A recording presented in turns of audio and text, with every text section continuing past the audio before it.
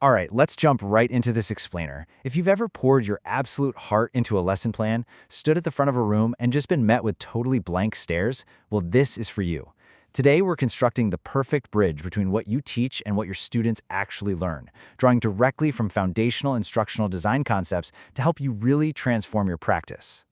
Think about the main hurdle we face every single day as educators. It's perfectly captured right here. A good material reduces the distance between what a teacher says and what the learner grasps. You see, it's not about making a lesson look pretty. It's about reducing that cognitive distance. That gap exists because of missed communication and cognitive overload.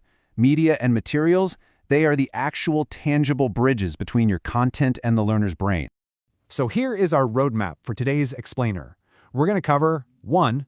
The bridge to understanding, 2. Selecting the right tools, 3. Principles of good design, 4. The art of improvisation, and 5. Demonstrating and evaluating success. Section 1. The bridge to understanding. Let's unpack the foundation of our bridge and define the exact tools we are working with.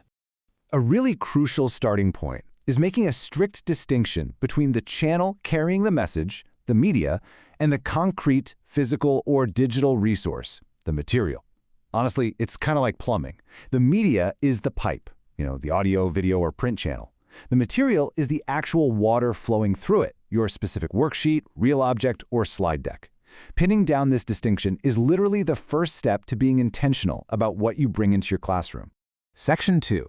Selecting the right tools.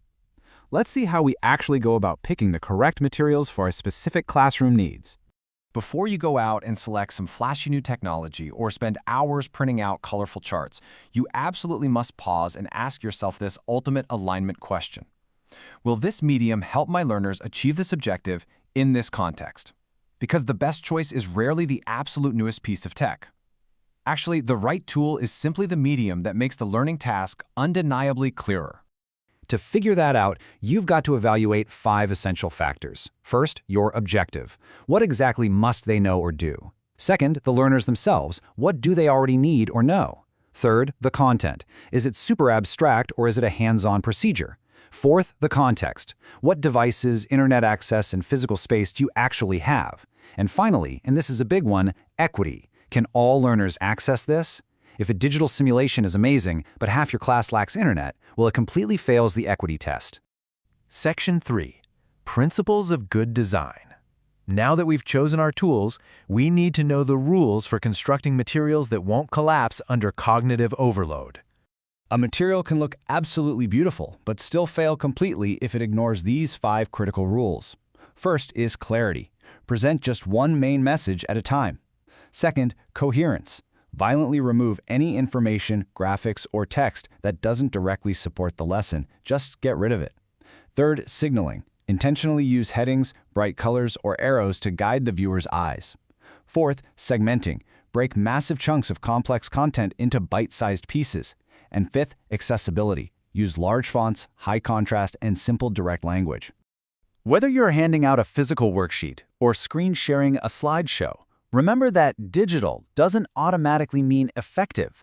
Smart design does. For print materials, use large headings, avoid overcrowded charts, and please, test a printout with just one learner before you go battle the copy machine to make 30 copies. For digital materials, the rules are pretty strict. Very few words, bold visuals, short and segmented videos, and crystal clear audio. Section 4. The art of improvisation. But what happens when you don't have access to high-tech tools, huge budgets, or pre-made resources? Improvisation is designing or adapting learning materials from available local resources to meet a specific instructional need. And listen, this isn't just an anything-goes situation. It is a highly intentional, creative superpower. It means looking around your local environment and adapting what you have to solve a problem. Teachers are inherent creators, right? And improvisation proves that you really don't need a massive budget to create an incredibly effective bridge to understanding. Here's your highly actionable roadmap for building that bridge.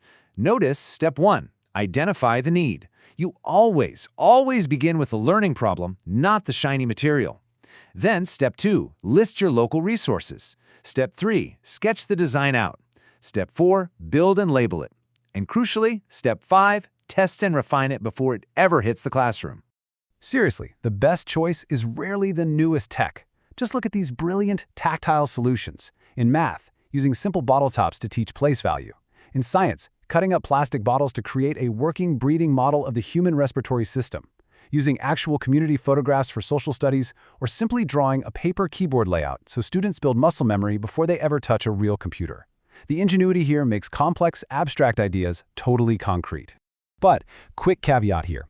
Every single improvised material absolutely must pass a rigorous 5-point quality and safety checklist. Is it accurate? Is it visible to the learner sitting all the way in the back row? Is it safe, meaning absolutely no sharp edges on those plastic bottles? Is it durable enough to survive 30 enthusiastic 8-year-olds? And does it promote inclusion? If it fails any of these checks, do not bring it into your classroom. Section 5. Demonstrating and evaluating success. Finally, let's explore how we present these materials and measure if our bridge actually holds weight. When you're demonstrating a new material, pacing it out using this exact 5-step flow makes your methodology incredibly easy for students to follow. First, show it clearly. Second, explain how it connects to the objective. Third, model its use. Fourth, the try phase. Let them practice. And fifth, have them reflect on what this specific material helped them understand. It is a perfect, continuous loop of engagement. Ultimately, the strength of your bridge is going to be judged against this rubric. Did your objective, content, and activity perfectly align? Was the design clear and accessible? Did learners actually interact and engage? Were the improvised resources appropriate and safe? And did you include a clear way to check for understanding? Check all these boxes and you've built a bridge that will never, ever collapse. So, as you head back to your own lesson plans, I want to leave you with a challenge. Always start with the problem you are solving, not the tool you want to use. Don't use media just to decorate your teaching. Use it to make ideas undeniably clear. Thank you for joining me for this explainer. Now, I want you to look at your very next lesson and ask yourself, exactly what learning difficulty am I trying to solve today?